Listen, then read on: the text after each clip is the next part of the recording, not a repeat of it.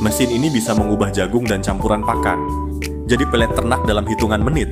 Prosesnya cepat, hasil peletnya padat, rapi, dan lebih mudah dimakan hewan ternak. Dengan teknologi seperti ini, peternak bisa membuat pakan sendiri tanpa harus selalu membeli dari pabrik. Biaya jadi lebih hemat, produksi lebih cepat, dan kualitas pakan bisa disesuaikan kebutuhan ternak. Mesin ini cocok digunakan untuk pakan ayam, ikan, kambing, sapi, dan berbagai jenis ternak lainnya.